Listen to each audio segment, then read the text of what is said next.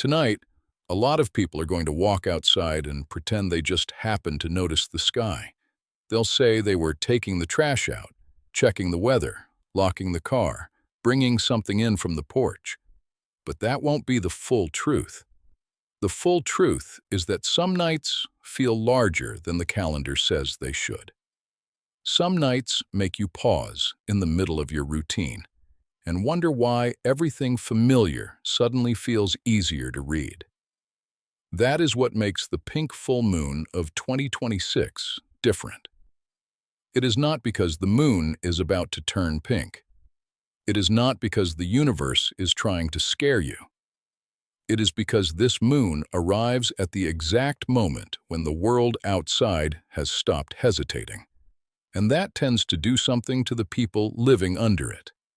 It makes delay feel less elegant. It makes confusion look less convincing. And it puts a strange kind of pressure on anything in your life that has been surviving on vagueness. The exact peak of this full moon happens at 2:11 UTC on April 2nd, which means for a lot of North America, the strongest visual experience lands on the night of April 1st. And even if you don't catch the exact minute, that doesn't mean you missed it. The moon will still look full across the surrounding nights, because astronomy has a precise moment, but human eyes experience a wider window. So right away, this moon is teaching something most people forget. Not every important event has to be captured at one perfect second to be real. Some things are already happening before you officially name them. And despite what the name suggests, the pink moon does not actually glow pink. The name comes from the early spring bloom of creeping phlox, a ground flower associated with this season. That detail matters more than people think. Because the name is not really about the object in the sky. It's about what is happening on Earth when that object arrives. In other words, this moon is tied to emergence, to color returning to the ground, to the first visible proof that winter doesn't get the final word. That is a much more interesting message than a magical color effect. And here is the part almost nobody talks about. This moon lands after the seasonal turn has already been made. The equinox is behind us. Spring is no longer an idea. Spring is evidence. There is a huge difference between those two states. An idea lets you delay. Evidence asks what you're going to do now. In March, people can still talk like life is about to change. By this point, life has already started changing around them. The evenings feel different. The air feels less closed. The light stays a little longer. Trees do not ask for permission before they begin again. So if some area of your life is still frozen, still undecided, still sitting in the same stale position, it was weeks ago, this moon has a way of making that feel obvious in a way that is hard to ignore. That is why this night may hit people in very ordinary places, not on a mountaintop, not in meditation, not during some perfect spiritual ritual.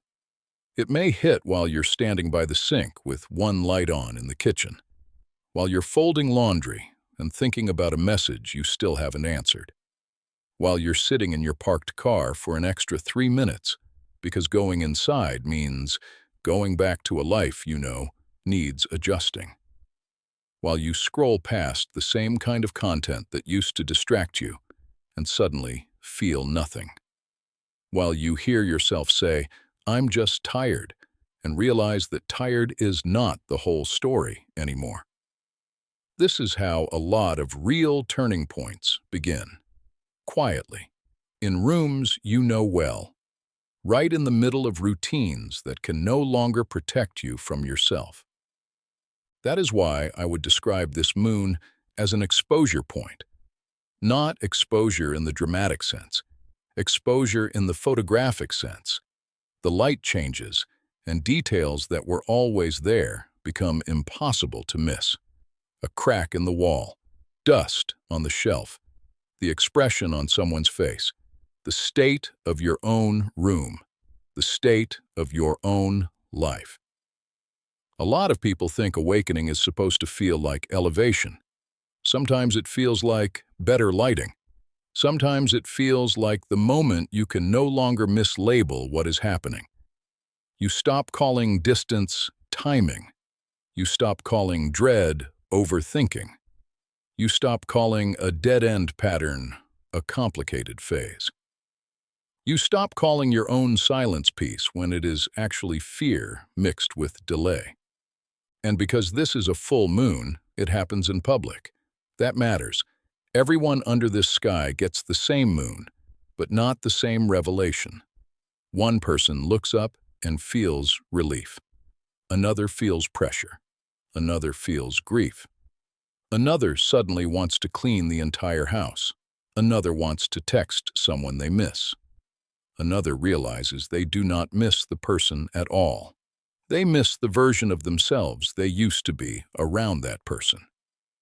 This is why big sky events matter more than people admit. They don't hand everybody the same answer. They create a common stage where private truths become harder to keep buried. If you look up on the evening of April 1st, the moon will appear near Spica, the bright star in Virgo, and it will move across the night the way full moons always do, rising around sunset, climbing higher by midnight, then drifting west as morning approaches. There is something almost cleansing about watching a full moon move slowly and without apology. It doesn't rush to prove anything. It doesn't ask whether you're ready. It simply takes its place. And sometimes that is exactly what unsettles people. The sky looks settled. Their own life does not. There is also a beautiful detail hidden in the mechanics of this particular full moon. Because it comes close to the March equinox, it behaves as a kind of opposite to the harvest moon pattern in the northern hemisphere. Around this time, moonset can stay surprisingly similar for a few mornings, while moonrise shifts more sharply. Even that feels symbolic this year. Many people are still changing how they enter the next chapter of life, but they are becoming much more certain about what they need to stop returning to. The entrances are still being figured out. The exits are getting cleaner. And that may be the real awakening of 2026 that people are sensing without having the language for it. Not a loud spiritual event. Not one giant mystical download. Just this. People are getting worse at pretending. Worse at sitting in conversations that drain them. Worse at over-explaining what they already know. Worse at decorating choices that are clearly based in fear. Worse at calling low standards patience. Worse at acting impressed by what used to distract them. In some ways, that sounds uncomfortable. In other ways, it is a huge relief. Because once pretense starts failing, real life finally has room to enter.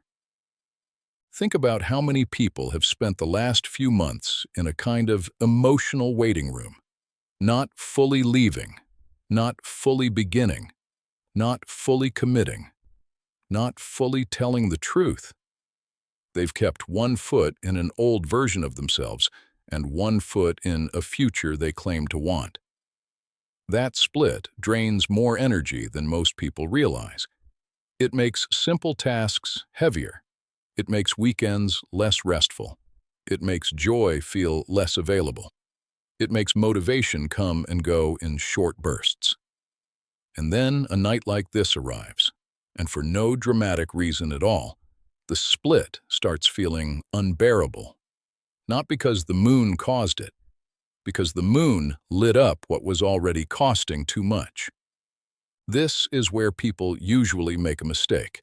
They assume a moment like this means they need to reinvent everything.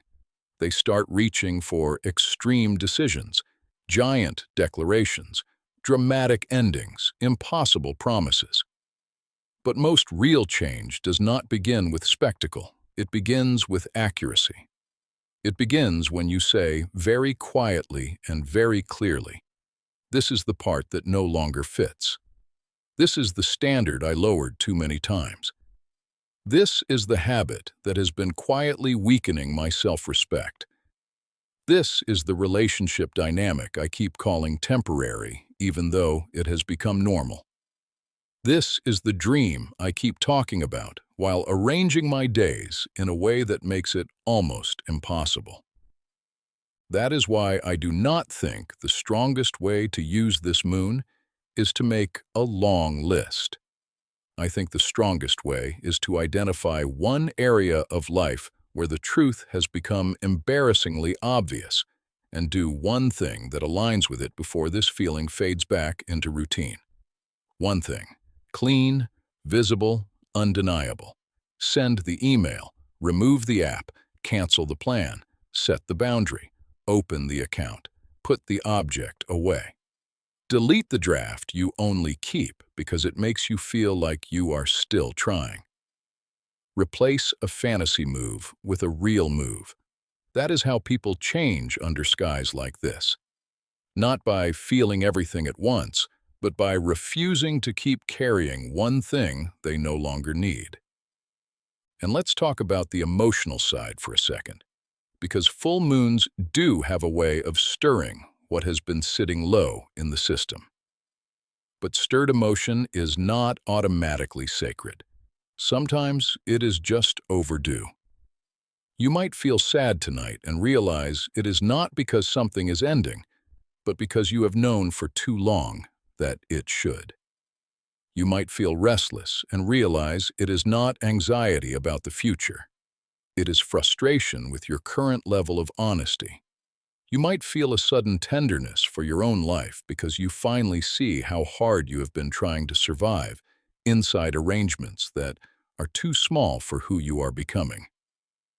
That kind of feeling can be intense, but it is useful. It gives weight to what the mind has been trying to postpone. Another overlooked thing about this moon is that it arrives when a lot of people are being asked to separate attraction from value. A bright night can make almost anything feel meaningful for a few minutes. A memory can glow. A person can reappear in your thoughts. A plan can seem bigger than it really is. A version of yourself from the past can look tempting again simply because it feels familiar. But full moonlight is not only flattering, it is revealing. So the better question tonight is not what pulls at you. The better question is what still holds up under clear light. What still looks sound when you stop romanticizing it. What still feels solid when the mood passes. What still deserves your time tomorrow morning. If you need a simple way to understand the energy of this night, think of it like this. March asked what was changing. April asks what you are going to do about it. That is the difference. March can be full of signs, realizations, conversations, turning points, private thoughts. April starts asking for proof, not proof to other people, proof to yourself, proof in schedule, proof in environment, proof in speech, proof in the way you protect your time, proof in what you stop excusing, proof in what you finally stop feeding. This is why people often feel such a sharp mix of hope and discomfort under an early spring full moon. The hope comes from possibility. The discomfort comes from responsibility. And if you have been telling yourself that you need one more sign before you move, look at how many you've already had. The repeated mood, the repeated problem, the repeated delay, the repeated name in your head, the repeated heaviness after certain interactions, the repeated exhaustion after saying yes to what you do not want, the repeated guilt after avoiding what matters. At some point, the pattern itself becomes the sign. A full moon like this does not always deliver brand new information.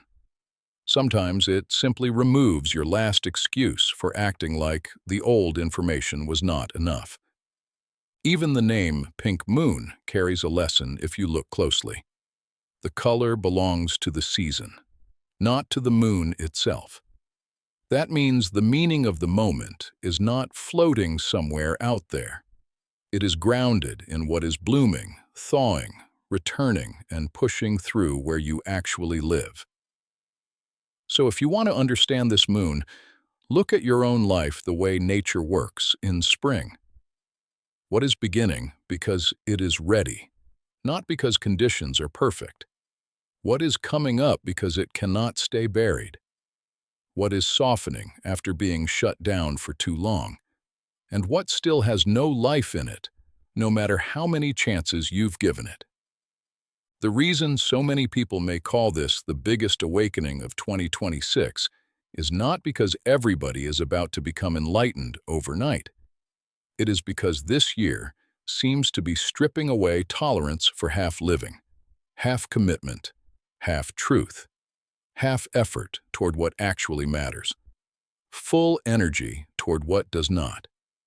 People are getting tired in a more intelligent way, tired of noise, tired of emotional debt, tired of living in maintenance mode, tired of knowing exactly what drains them and still organizing their lives around it.